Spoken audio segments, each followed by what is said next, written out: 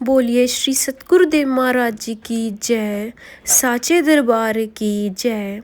एक बार फिर से आप गुरु भक्तों का स्वागत है दिव्य अनुभवों की इस श्रृंखला में।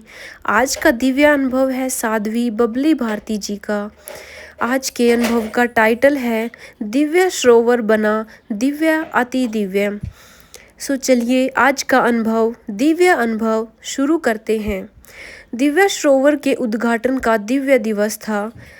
साध्वी बताते हैं, हम सभी प्रचारक गुरु महाराज जी को प्रणाम करने के लिए उनके गेट के ठीक सामने जाकर खड़े हो गए।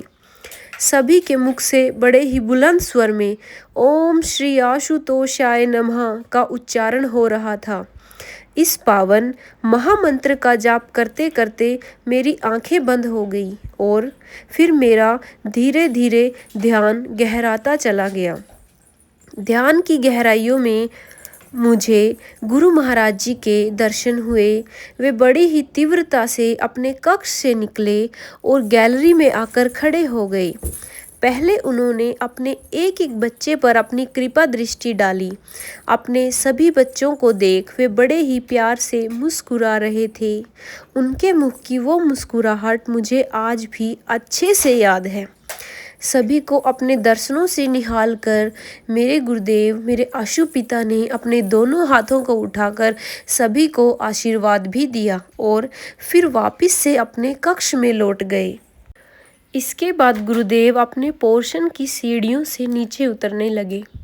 सीढ़ियों के ठीक नीचे एक आसन जैसा कुछ था जिसमें केवल गुरु महाराज जी के बैठने भर की ही जगह थी। वे शीघ्र ही उस पर विराजमान हो गए। इसके आगे का दृश्य मैं देख पाती इससे पहले ही बाहर गुरु महाराज जी के नाम का एक जोरदार जयघोष लग गया। इसी के साथ मेरा ध्यान भी टूट गया। अब हम सभी साधक ऊंची ऊंची आवाज में गुरु महाराज जी का जयघोष लगाते हुए दिव्य सरोवर की ओर बढ़ने लगे कि तभी मेरी दृष्टि एक भव्य पालकी पर पड़ी। वह पालकी मेरे आशु पिता गुरु महाराज जी की थी। यह तो बिल्कुल वैसे ही थी जैसे मैंने अभी अभी ध्यान में देखी थी। बाद में पता चला कि सच में उठाते समय उस दिन वह पालकी बहुत अधिक ही भारी हो गई थी। अर्थात स्वयं गुरु महाराज जी उस पालकी में विराजमान थे और वे दिव्य सरोवर को दिव्य अति दिव्य बनाते जा रहे थे। सो बोलिए श्री सतगुरुदेव महाराज की जय, साचे दरबार की जय, आशु पिता भगवान की जय। जय श्री राम।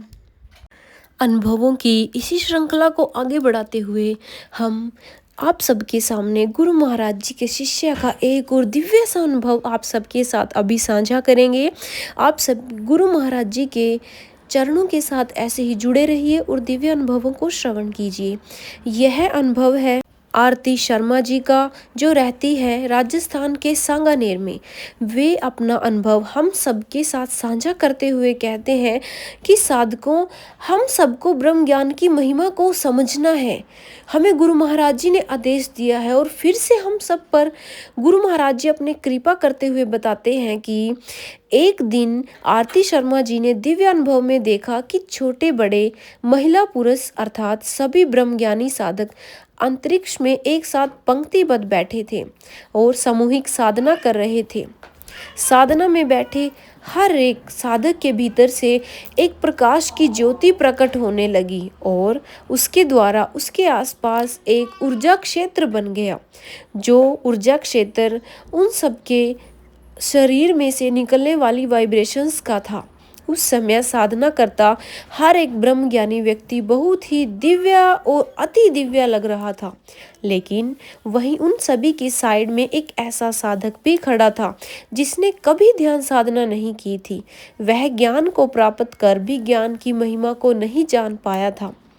यही कारण था कि न तो वह उस ज्योति की भव्यता को और न ही ऊर्जा क्षेत्र को समझ पा रहा था। तभी सभी के देखते ही देखते वहां दो और घटनाएं हुई। पहली, साधना कर रहे सभी साधकों के समक्ष एक बहुत ही बड़ा प्रकाश पुंज प्रकट हो गया। दूसरी वह ज्योति जो साधकों के भीतर से प्रगटी थी, देखते ही देखते एक देवी के रूप में बदल गई। ब्रह्म रूपी प्रकाश पुंज से एक दिव्य आवाज आई और उन्होंने उस देवी से पूछा, हे देवी, आप कौन हैं? उन देवी ने बहुत ही दिव्य आवाज में कहा, इन सभी ब्रह्मज्ञानी साधकों की ऊर्जा से मेरी उत्पत्ति हुई है। मैं इन सबकी संरक्षिका हूँ और इनके आसपास ऊर्जा के रूप में हूँ। एक किनारे खड़े साधक को अब उसके प्रश्नों के सारे उत्तर मिल चुके थे। अगले ही पल वह देवी पुनः अपनी ऊर्जा रूप में आ गई।